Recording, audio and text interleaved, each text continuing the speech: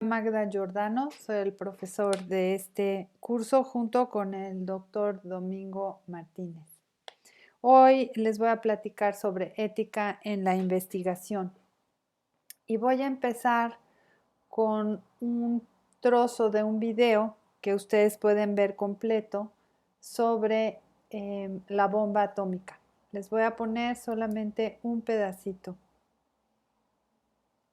Ustedes no pueden oír lo que dice el video ahorita, pero si lo ven ustedes directamente podrán escuchar lo que nos va diciendo.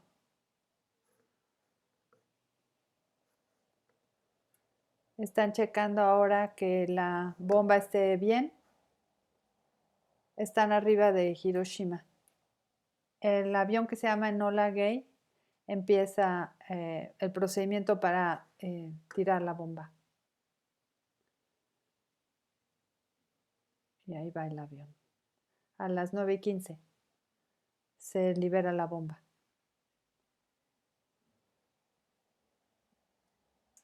El avión se separa a alta velocidad, se va del lugar a alta velocidad.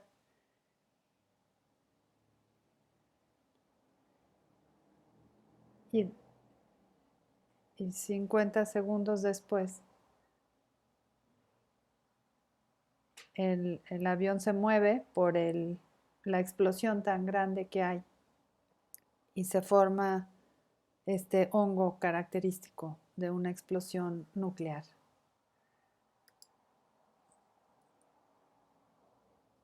Esto sucedió ya hace 75 años, esta diapositiva ya tiene una fecha equivocada. Y así es como queda Hiroshima, completamente destruida después de esa bomba. Esto sucedió el 6 de agosto de 1945. La bomba atómica Little Boy explotó sobre la ciudad de Hiroshima y el 9 de agosto, Fat Man, que es la otra bomba que se desarrolló, fue detonada sobre Nagasaki. El 15 de agosto, Japón anunció su rendición incondicional. La Segunda Guerra Mundial había terminado en mayo de ese mismo año.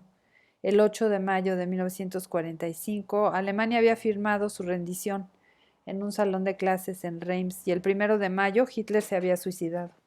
Sin embargo, el presidente Truman decidió lanzar esas bombas en Japón para terminar la guerra y evitar la pérdida de más vidas humanas. Para tomar esa decisión, se formó un comité interino auxiliado por un comité de científicos que incluía a Arthur Compton, a Ernest Lawrence, a Robert Oppenheimer y a Enrico Fermi. Ese comité discutió el papel de la Unión Soviética, si debía ser informada formalmente o no, si los japoneses debían ser advertidos sobre la bomba, así como las condiciones de su rendición. La decisión final fue de no avisar con anticipación. Recordemos que el 7 de diciembre de 1941 había tenido lugar el ataque en Pearl Harbor y los Estados Unidos habían declarado la guerra a los países del eje. El desarrollo de la bomba atómica dio inicio a la carrera armamentista durante el periodo que se conoce como la Guerra Fría, fundamentalmente entre los Estados Unidos y la entonces Unión Soviética, y fue posible gracias al trabajo de muchos científicos a lo largo de los años, pero en especial gracias al liderazgo de Robert Oppenheimer, a quien el general Leslie Groves le encargó el proyecto en 1942. Les voy a mostrar una foto de Robert Oppenheimer, que fue el líder de los científicos en el lugar que se llama Los Álamos, Laboratorio Nacional. Ahí es donde se hicieron los experimentos para desarrollar la bomba atómica. En esta pantalla lo que les estoy mostrando es, déjenme quitar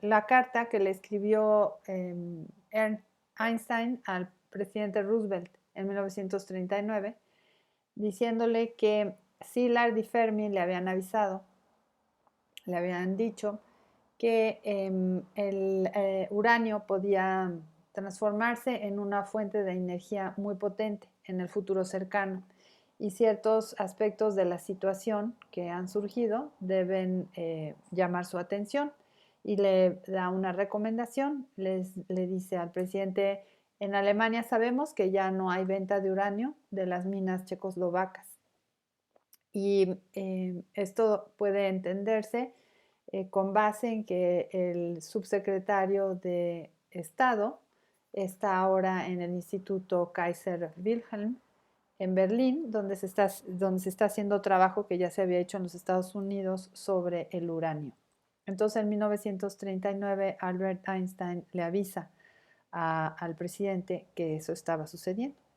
Y después del trabajo en los laboratorios de Los Álamos, en el Laboratorio Nacional de Los Álamos, finalmente se desarrollan esas dos bombas cuyos efectos vimos hace un momento en el video y en la fotografía que les presenté.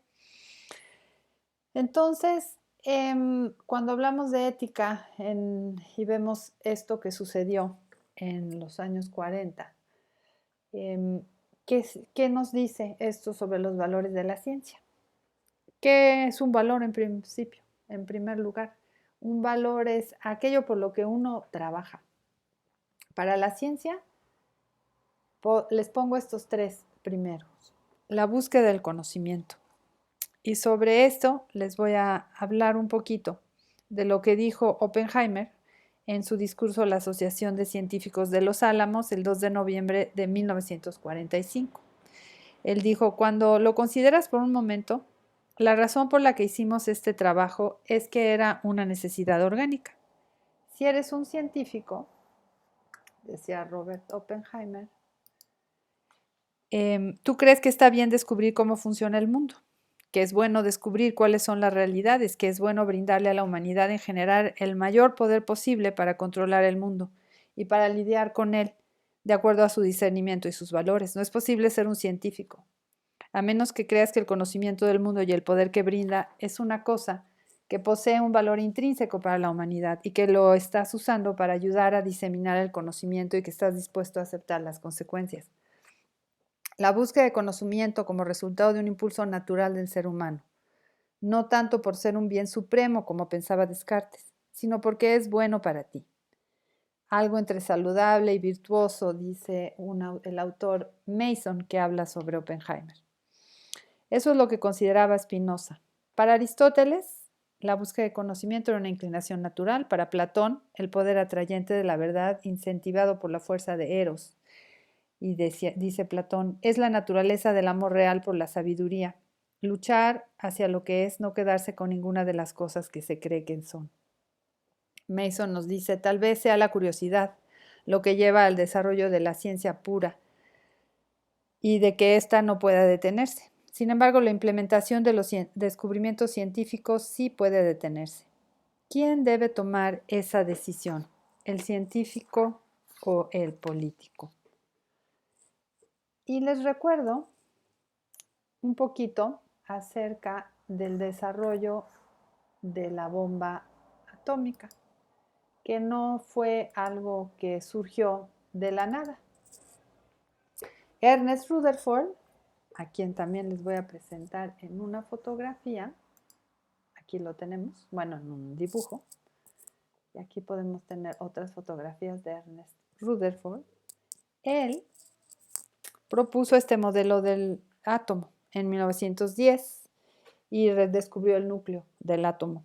Educó a 11 investigadores que obtuvieron el premio Nobel y un amplio grupo de físicos y químicos estuvieron involucrados en elucidar la constitución del átomo, el tipo de partículas que emite, las fuerzas que lo controlan, débiles y fuertes, la fisión del átomo y las matemáticas que lo describen.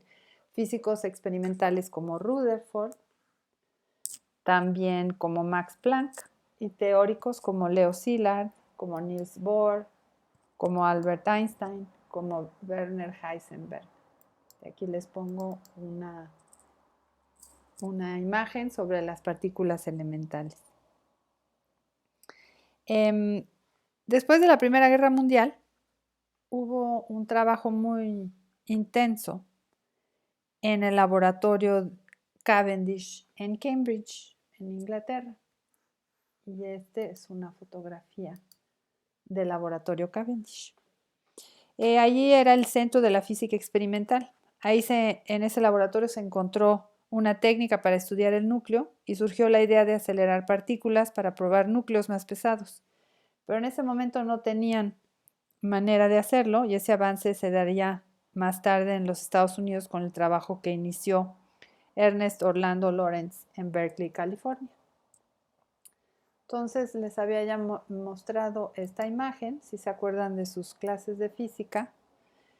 El núcleo del átomo está constituido por protones y neutrones, que a su vez están formados por quarks, y en las órbitas del núcleo están los electrones, que son leptones. Los neutrinos se forman en reacciones débiles. Las fuerzas fundamentales son la gravitación entre partículas con masa, la electromagnética entre partículas con carga o magnetismo, la fuerza fuerte entre quarks y la fuerza débil entre neutrinos y electrones. Los acarreadores de fuerza son los bosones, que incluyen a los fotones sin masa, tienen fuerza electromagnética, los gluones, que son masivos, azul, rojo, verde, encargados de la fuerza fuerte, los bosones intermediarios de la fuerza débil, como el W más, el W y el Z0, y al gravitón que sin masa. Esta partícula todavía no ha sido encontrada experimentalmente. En el Cavendish, Francis William Aston inventó el espectrógrafo de masas y propuso que si se pudiera transmutar el hidrógeno en helio, ¿se acuerdan? El hidrógeno tiene un protón, helio tiene 2 protones, se aniquilaría 1% de la masa. Y que dada la equivalencia de masa y energía probada en la ecuación de Einstein, ¿se acuerdan? E igual a mc al cuadrado, definida en 1907, la cantidad de energía liberada sería prodigiosa. En una clase que dio en 1936 dijo: hay algunos que sugieren que este tipo de invención debería ser prohibida por la ley, que ya los poderes destructivos del hombre son suficientes. Decía: personalmente creo que la energía subatómica está disponible a nuestro alrededor y que un día el hombre podrá liberarla y controlarla. No podemos evitar que lo haga y solo podemos esperar que no lo use exclusivamente para destruir la puerta del vecino. Aston recibió el Premio Nobel de Química en 1922. El segundo valor de la ciencia, la neutralidad. Un punto de vista es que la ciencia es neutra, no es ni buena ni mala. Desde esta perspectiva, los científicos no tienen por qué preocuparse del uso que se les dé a sus hallazgos o productos y, por ende, no tendrían que preocuparse de promocionar la ciencia entre la sociedad ni entre los políticos. Estos últimos serían los que deberían asumir la responsabilidad de los usos que se le dé a los productos resultado de la investigación científica o a los empresarios interesados en hacer negocio a partir de ellos. Sin embargo, es evidente que los científicos con frecuencia tenemos que vender y tratamos de vender nuestras ideas para conseguir fondos para seguir trabajando. Desde la labor de catalogar y clasificar de los biólogos hasta la labor de los físicos que estudian la fisión, los científicos usan el argumento de que sus investigaciones pueden ser útiles para la sociedad. Es fácil y poco controversial pensar en esta relación en términos de la implementación de medidas sanitarias, campañas de vacunación, etc., pero más difícil concebirlo en cuestiones como las armas nucleares o la explotación de los recursos. ¿En qué quedamos? En Los Álamos, que les puse aquí,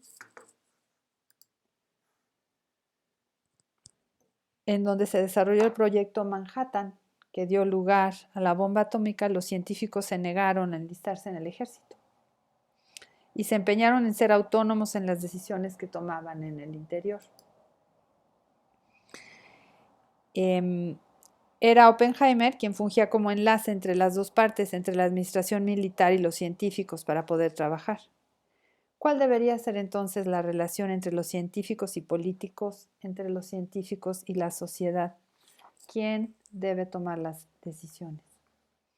Con respecto a la bomba, como parte del comité de asesores científicos del presidente Truman, aquí les voy a poner la imagen de Enrico Fermi, que es una de las personas que fue parte de este comité.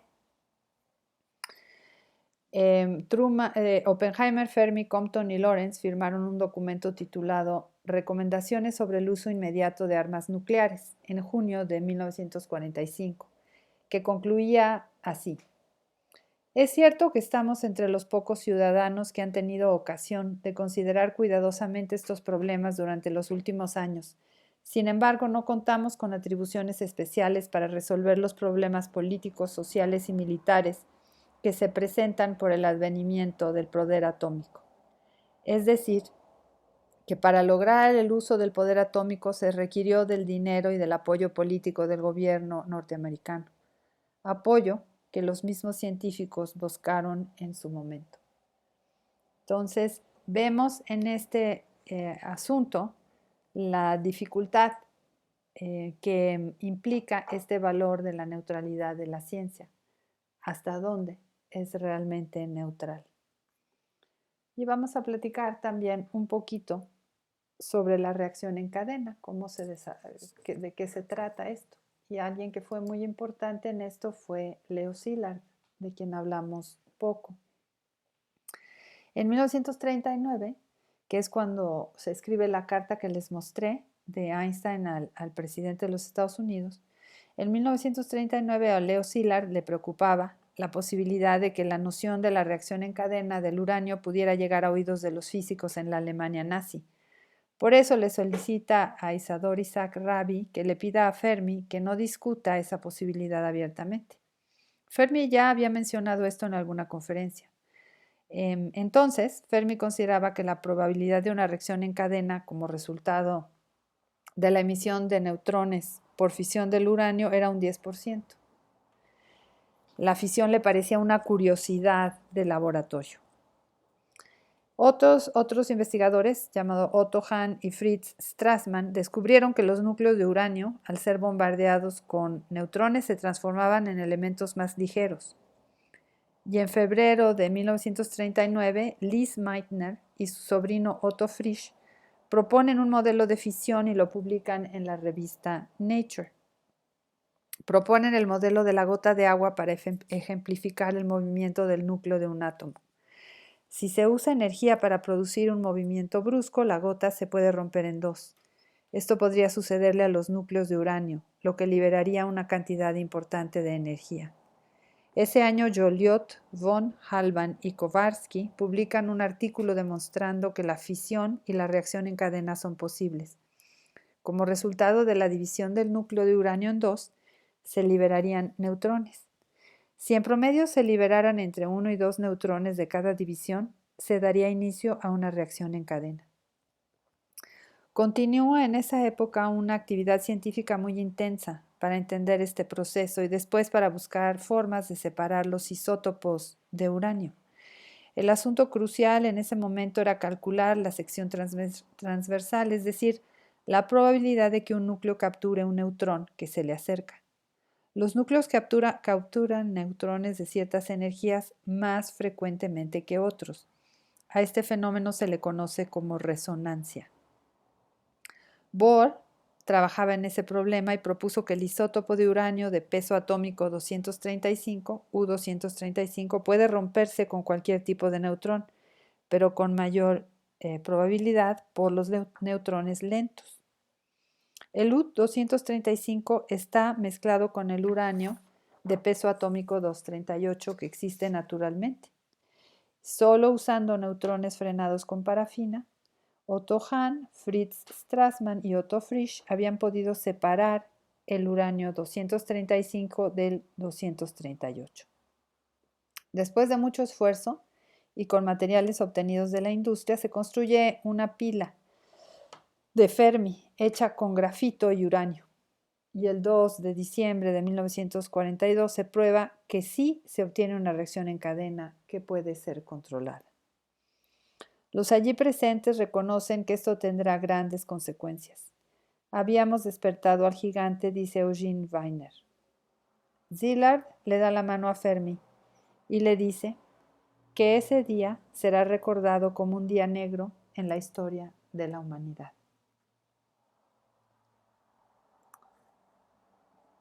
Pongo otra vez la fotografía de Szilard. El 15 de octubre de 1942, el general Groves llama a Oppenheimer y le ofrece ser el director del proyecto Manhattan, con el objeto de fabricar la bomba atómica. Y Oppenheimer propone hacerlo en el lugar llamado Los Álamos, en Nuevo México, que ya conocemos. El programa de investigación en ese laboratorio de física nuclear es formalmente aprobado el 10 de mayo de 1943. El tercer valor de la ciencia, la apertura. Para Bohr, vamos a ver si encontramos una fotografía de Niels Bohr para que sepan de quién estamos hablando.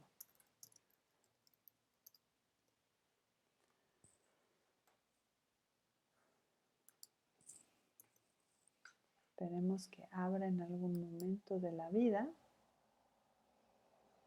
pero no quiere. Vamos a irnos a Google. Vamos a buscar a Niels Bohr.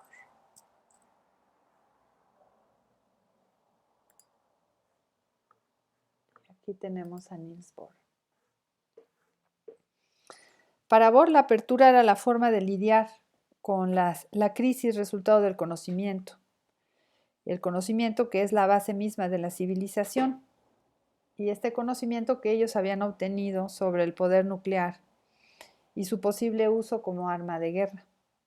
Para él, el objetivo principal sobre cualquier otro era el de un mundo abierto, en el que cada nación pudiera imponerse solamente en tanto pudiera contribuir a la cultura común y en tanto fuera capaz de ayudar a otros con experiencia y recursos. Un autor que se apellida Rhodes dice que en los siglos XVIII y XIX, además del invento de la nación como tal, también surgió la ciencia, la República de la Ciencia. Fundada en la apertura y de carácter internacional, la ciencia sobrevivió en los estados-nación, al limitar su soberanía a la parte que le interesaba poco al sistema, es decir, los fenómenos naturales.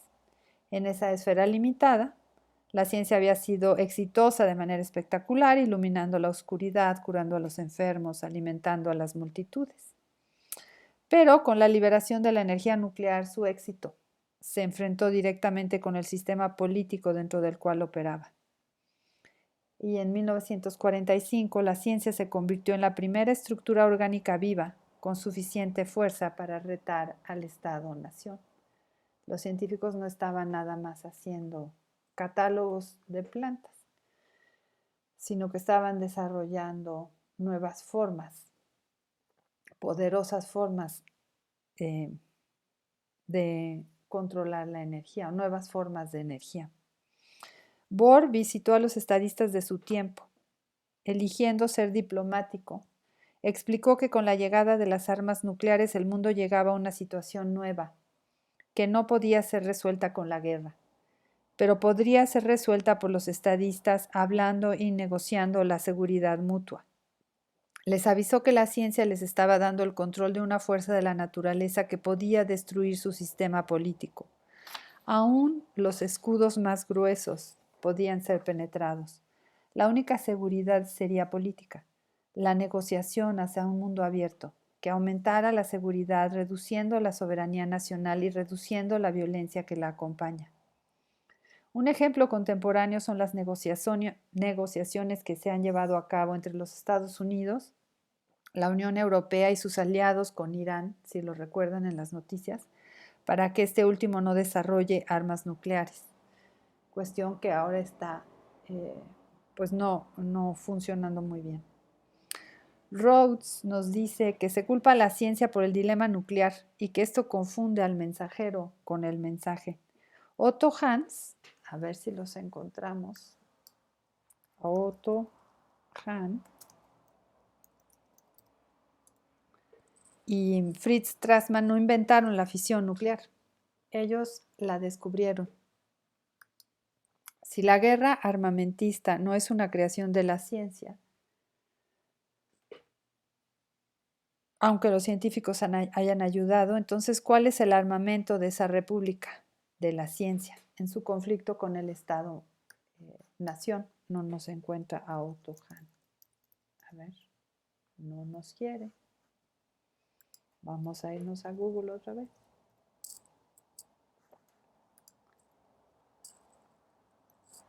No, aquí está. Otto Hahn.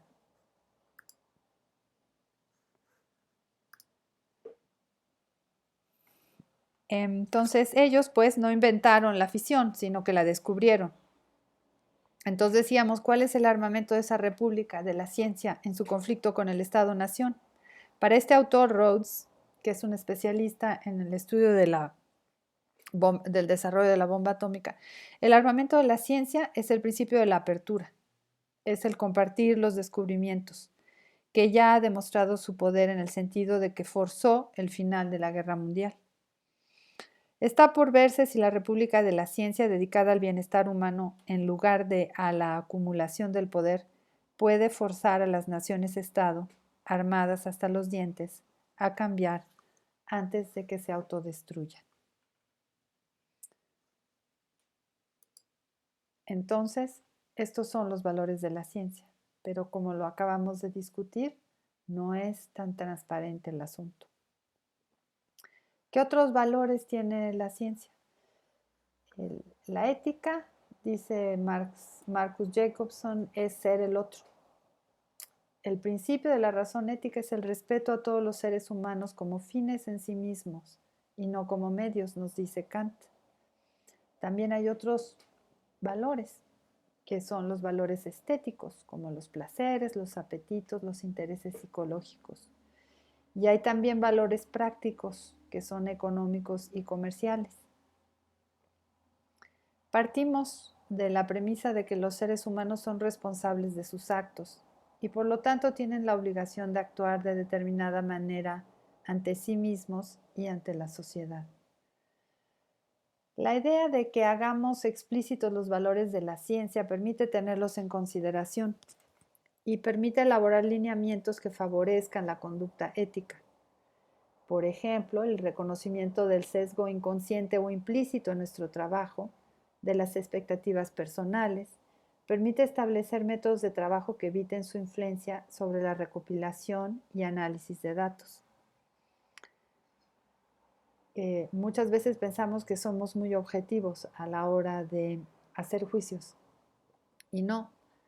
Nuestro cerebro ha aprendido ciertas maneras de funcionar y podemos tener estos sesgos inconscientes o implícitos y eso puede afectar cómo recibamos o cómo interpretemos los resultados. Así que es importante desde el punto de vista del científico revisar, repetir y reproducir. La integridad científica, que digamos que es la conducta ética del científico, se sostiene en tres pilares principales. Por un lado, el rigor científico, que empieza con un diseño experimental robusto y con métodos y poder estadístico adecuados, que es de lo que vamos a estar hablando a lo largo del curso. También en la supervisión, en inglés se le llama oversight, que incluye los lineamientos, los comités, los revisores. Ustedes sabrán que los artículos que se intentan publicar pasan por una revisión por personas conocedoras de los temas. No cualquier cosa se puede publicar. Eso es parte de la supervisión. Y el tercer punto es el sentido ético personal, que permite tomar la decisión correcta, a pesar de la presión por publicar, a pesar de otros valores, como el deseo de ser preeminente en el campo, y también de los conflictos de intereses, por ejemplo, en términos del financiamiento que a veces se recibe de empresas, por ejemplo, de empresas farmacéuticas. ¿A qué nos referimos cuando hablamos de mala conducta en la ciencia? Ya vimos que no es fácil estar totalmente claros y definidos sobre los valores de la ciencia que platicamos antes. Pero además tenemos conductas claras que no queremos en la ciencia. A eso es a lo que llamamos mala conducta en la ciencia y ustedes van a leer o ya leyeron uno de los capítulos del libro de Ética en Investigación que habla justamente sobre la mala conducta en la ciencia. ¿A qué le llamamos mala conducta? Al fraude. El fraude es fabricar datos o falsificar datos, es decir, crear nuevos datos de algo que nunca se recogió o falsificar los datos para que se ajusten a la hipótesis que se quiere probar. El fraude no es lo mismo que los errores honestos ni las retracciones. Nos podemos equivocar. Podemos poner un 0 de más a un 0 de menos, podemos equivocarnos en la notación, podemos cometer muchos errores. Eso no es fraude, eso es un error. Y cuando eso sucede, los artículos se retractan o se hacen fe de erratas y se explica que hubo un error en un cálculo, por ejemplo. El plagio es escribir con tus propias palabras, o sea, escribir con tus propias palabras y citar las fuentes no es plagio. Es decir, para contrarrestar el plagio, tienes que escribir con tus propias palabras y citar las fuentes. Es no usar la función copiar y pegar de la computadora. Usar la función copiar y pegar es plagio. Es robarle a otra persona su idea o los resultados de su investigación. Y me dirán que eso no sucede.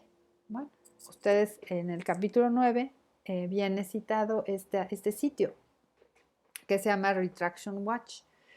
Este sitio lista los artículos que han sido retractados por diferentes razones. Pueden ser errores honestos o pueden ser realmente mala conducta en la ciencia. Entonces aquí les puse un ejemplo de un profesor que se especializa en la salud de niños y mujeres embarazadas, que dejó su posición en la Universidad de Glasgow y envió varias retracciones en los últimos meses. Y no respondió en esta nota que les pongo, ella no respondió a las preguntas de la revista. Aquí les pongo otro par de ejemplos, que algunos de ellos ya han sido citados, van a ser citados, están citados en el capítulo 9, que es este de Shin Young-moon, que es este artículo de evidencia de una línea celular troncal de origen humano embriónico pluripotente derivada de un blastocisto clonado. Y aquí ven claramente, este es el sitio PubMed, que es de la Biblioteca Nacional de Medicina de los Estados Unidos, que es una base de datos en donde todos los que hacemos investigación biomédica buscamos artículos y ustedes pueden ver claramente que ahí dice artículo retractado. Y en para que los muchachos de tecnología no digan, es que solo los que hacen biomedicina cometen fraude o plagio o falsifican sus datos, pues no. Aquí les pongo un ejemplo de un investigador que se apellida Sean, si me acuerdo bien, que cometió varias conductas que se consideran fraude y lo pueden buscar. Aquí no se alcanzó a pegar completo, no puedo ver. Aquí miren, aquí está su nombre. Se llama Jan Henrik Schon. Entonces, él estaba haciendo algunos descubrimientos que las demás no podían repetir. ¿Se acuerdan que dijimos? Revisar y repetir, ¿no? Habíamos visto cuando hablamos de una manera que podemos utilizar para revisar nuestro trabajo es revisar, repetir y reproducir. Si otros no pueden repetir, si yo no puedo repetir mis resultados, si otro laboratorio no puede reproducir mis resultados, eso sugiere que hay algo que no estuvo correctamente hecho. Entonces aquí les puse algunos ejemplos de mala conducta en la ciencia.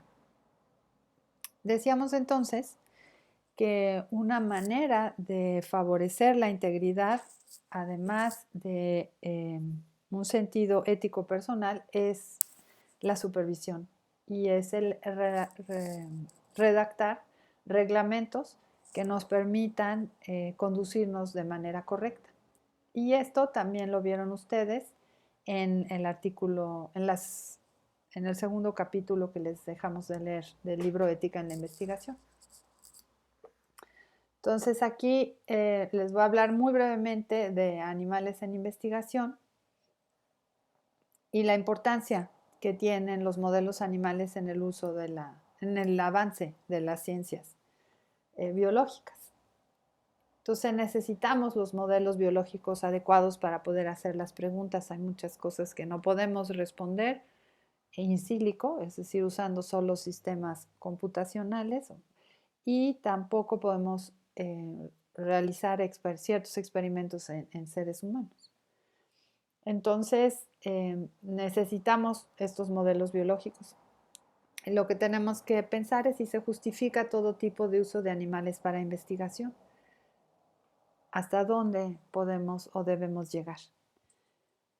Y la guía ha sido, sobre todo en las últimas décadas, la idea de refinar, reducir y reemplazar, es decir, ser buenos en nuestro trabajo, ser finos en nuestro trabajo para no tener que usar tantos animales, reducir, o sea, ser más eficientes, mejores en nuestras medidas, reducir el número de animales que usamos y reemplazar modelos animales por otros modelos cuando se pueda.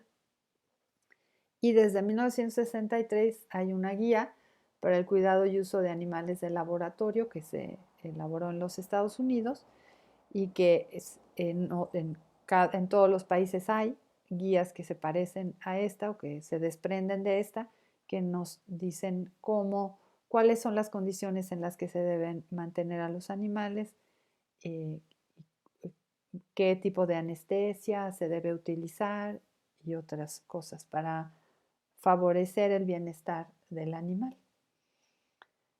En México, para el uso de animales, nos rige la norma oficial mexicana de la Zagarpa, y ese es el número de la norma, NOM 062-SO 1999, donde vienen especificaciones técnicas para la producción, cuidado y uso de los animales de laboratorio.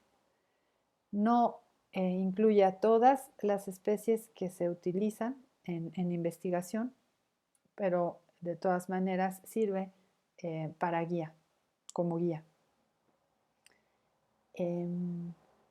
Esta es una guía del gobierno de los Estados Unidos, del Departamento de Agricultura, para el cuidado de los animales. Y se puede ver en esta liga la información, ¿no? Por ejemplo, cómo se deben ejercitar a los perros, si tienes primates no humanos, cómo los debes cuidar, etc. Son referencias que se pueden utilizar. ¿Qué pasa cuando tenemos investigaciones donde participan seres humanos? Hay un libro, una propuesta de Beauchamp y Childress de 1994 que propone estos principios: autonomía, beneficencia, justicia y no maleficencia, para guiar los experimentos con la participación de seres humanos. Ustedes en el primer capítulo del libro leyeron algunos ejemplos de experimentos con seres humanos que estaban pues completamente equivocados, que no cuidaban ninguno de estos principios, y ustedes ya leyeron ahí cómo esos experimentos, el descubrir que se habían hecho esos experimentos llevó a redactar guías para la conducta adecuada de los científicos. Y aquí quiero puntualizar esto, que es algo que el doctor Bob Hall, que escribió ese libro, que organizó ese libro que les pedí que leyeran, siempre nos recuerda. Dice: es importante especificar el principio de no dañar, porque a veces tratando de hacer el bien se hace daño. Aquí está la lectura que tuvieron que haber hecho de estos 3 capítulos. Y aquí les pongo, casi como último punto, algunos otros documentos que son importantes en este sentido. En México tenemos el reglamento de la Ley General de Salud en materia de investigación para la salud. Y esta ley es la que guía cómo nos debemos comportar cuando trabajamos con participantes humanos. Aquí abajo les dejo otros documentos que están mencionados en el libro de Bob Hall sobre este mismo tema. Y finalmente, nada más decirles que sobre la bomba atómica, estoy basándome en el libro de Rhodes, que se llama The Making of the Atomic Bomb, publicado en 1986 por Simon & Schuster en Nueva York. Y pues resumo que no es trivial el hablar de ética en la ciencia. Implica estar siempre atentos a cómo estamos haciendo nuestros experimentos, cómo estamos interpretando los resultados, con cuánto cuidado lo estamos haciendo y qué valores están guiando el trabajo que estamos haciendo. No es, de verdad, no es trivial ni sencillo. Y por eso, aunque ya no se los puse a leer, en el libro de Bob Hall viene toda la explicación de los comités científicos que revisan los proyectos que debe haber en hospitales, debe haber en universidades, porque a veces cada uno de nosotros no es un juez muy bueno. Entonces necesitamos que alguien más, como decíamos, supervisión de otros para ver cómo nos estamos comportando. Y yo hago énfasis en esos tres aspectos: la supervisión, la visión ética personal y el rigor científico. Una persona que no hace un experimento riguroso, que no usa los mejores métodos, tampoco es ético. Muchas gracias.